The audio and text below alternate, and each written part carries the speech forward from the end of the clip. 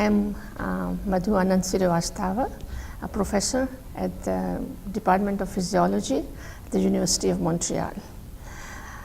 I just presented my talk at the International Academy of Cardiology annual scientific sessions 2015 and 20th World Congress on Heart Disease held in Vancouver.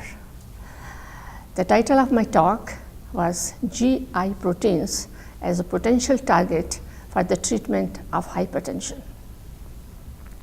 G proteins, like guanine nucleotide regulatory proteins, play an important role in the regulation of a variety of physiological functions, including vascular tone and reactivity, hypertension, etc.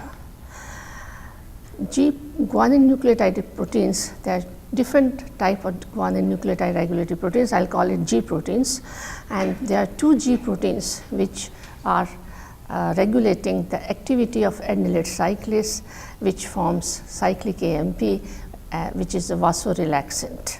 The levels of cyclic AMP, when are decreased, it increases the vascular resistance, which results in increased blood pressure. The GI regulatory proteins, that's the inhibitory GI regulatory protein, mediate the inhibitory responses of hormones and inhibit adenylate cyclase activity and decrease the levels of cyclic AMP. The levels of GI proteins are augmented in different models of hypertensive rats, including genetic model of hypertensive rats, that is SHR, Doka-Salt hypertensive rats, LNIM hypertensive rats, one kidney, one clip hypertensive rats. These G proteins are decreased G proteins that result in the attenuation of cyclic AMP and increased vascular resistance. We have shown that in SHR, the 12-week-old SHR or different models, however, the expression of GI regulatory protein is significantly enhanced, and that would result in the decreased levels of cyclic AMP. We used 12 weeks old SHR, then we were interested to see whether this increased expression of GI regulatory protein is the result or cause of hypertension.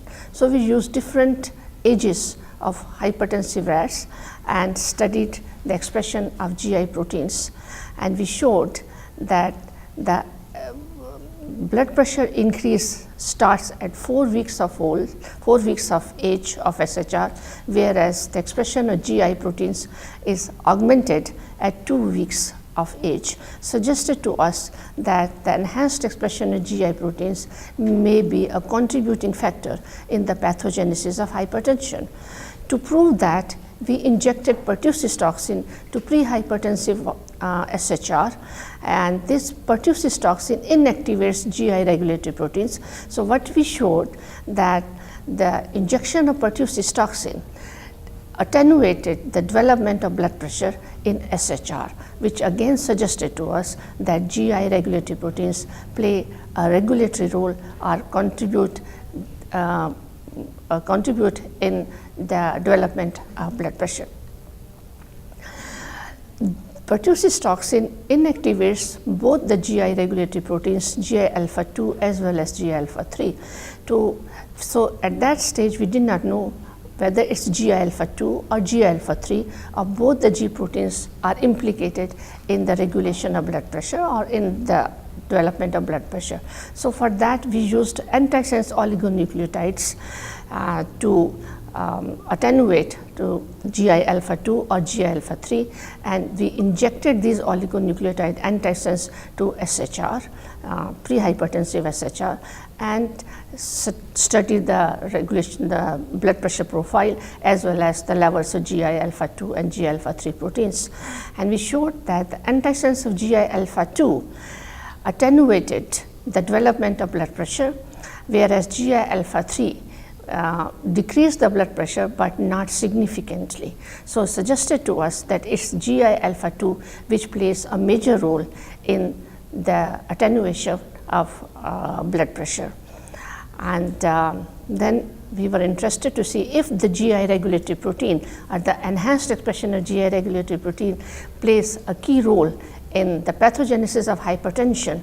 So what happens if we use certain agents which can reduce the levels of GI proteins? Would they be responsible to decrease the blood pressure in hypertensive rats? And for that we used atyl natriuretic peptide, that receptor NPRC, natriuretic peptide receptor C, which has the activation of this receptor has been shown to decrease the levels of GI regulatory protein. So we injected the CANP into prehypertensive rats and studied the blood pressure profile. So what we showed that the injection of CNP into prehypertensive rats decreased the blood pressure also, suggested, and then this CNP also decreased the levels of GI alpha 2 as well as GI alpha 3.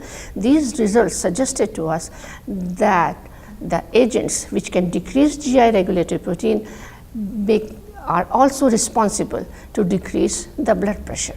So we used another agent, that's a resveratrol, which is a component of red wine, and this component has been shown to decrease the blood pressure in different models of hypertensive rats.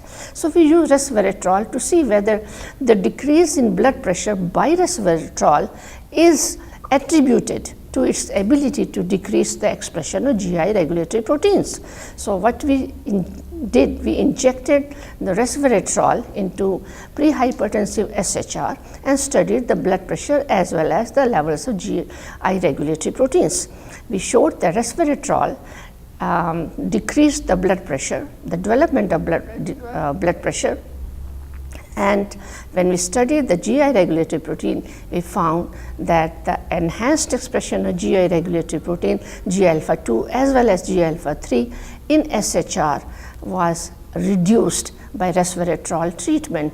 Now, this suggested to us that the enhanced expression of GI alpha 2 as well as GI alpha 3 proteins play an important role in the regulation of blood pressure. The enhanced expression results in the development of blood pressure, and when you decrease it by agents like CNP and resveratrol, it decreases the blood pressure as well as GI regulatory proteins, and this suggested to us that GI regulatory protein plays a key role or contribute to the development of blood pressure, and it may be suggested that the inhibitors of GI proteins may be used as the therapeutic agents for the treatment of hypertension, treatment of hypertension, treatment of hypertension, treatment of hypertension, treatment of hypertension, treatment of hypertension, treatment of hypertension, treatment of hypertension, treatment of hypertension, treatment of hypertension.